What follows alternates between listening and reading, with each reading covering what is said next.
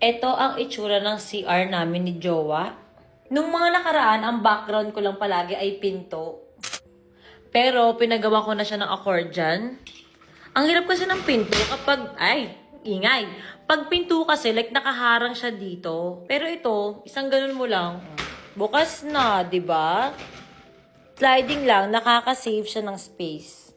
Dito sa gilid ang aking mga perfume. Dito naman ang mga perfume ni Jowa. At ang aming hikaw. Ito naman ang aking paboritong Soft Light by Photo Olex. Hindi mo pwedeng wala to. Kasi pag nag-video-video ako dito, girl, kailangan may liwanag para maganda yung balat, para makinis, kunyari, ganun. Ilaw, perfumes. Dito na naman sa side, dahil gusto ko na after ko maligo, tuyo agad ang buhok ko. Itong aking Yule, nilagyan ko rin siya ng pasadya na lagayan niya. At syempre ang aking pasadya din na Dyson. Nabibili din to online, guys. Yung mga yan. Mura lang. Sobrang mura lang. Ito talaga ay para talaga to dito at saka sa kanyang malaking saksakan ng ganyan. Hindi lang maayos yung pagkakacord ko. Pasensya na. Panbato, sa bathtub, pang mirror, at syempre, ang ating maliit na basurahan. Napakamura lang din ito. Halos lahat ng CR namin ay may ganito. Kasi nga, ang laking tulong niya. Like, nakakasave talaga siya ng space. Syempre, ang aming paliguan ni Jowa, ang aking bathtub, at ang shala na background ni Mami Oni ninyo. Kasi nga, di ba? Teka, bago ko explain, bubuksan ko yung ilaw ko. Diba? Gorgeous! Kaya kailangan talaga ng ilaw ko eh. Ayan siya.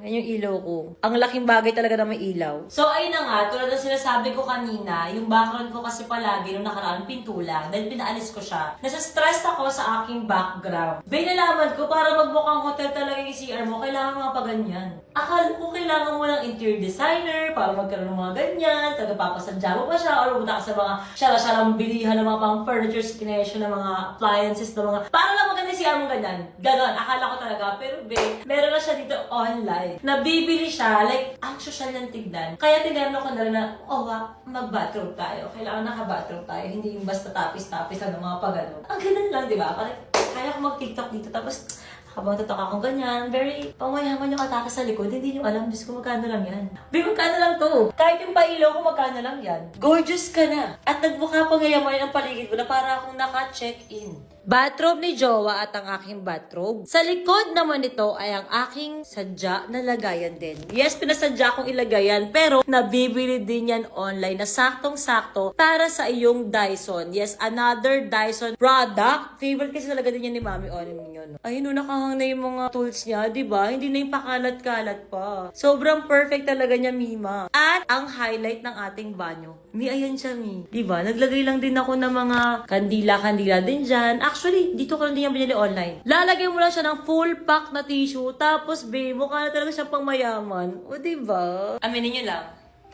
Aminin nyo lang.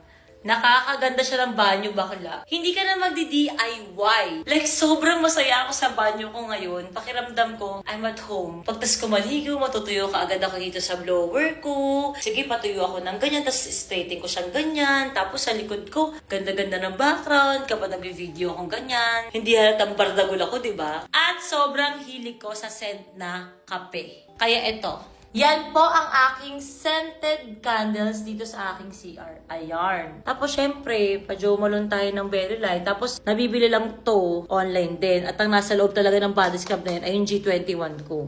Sa mga ganitong pagkakataon, talagang nararamdaman ko na blessed ako. Hindi lang dahil kaya ko itong bilhin, kundi blessed ako na ang diskarte ko. Kasi alam ko kung ano yung mga mura online na nagbumukhang pangmayaman, malinis, social, at minimalist. Comment na lang kayo kung saan nyo gustong next ko kayong itour sa bahay namin. Okay, bye! Huwag niyo sayangin yung mga tip ko sa inyo, maging madiskarte kayo ha. Doon kayo sa matipid.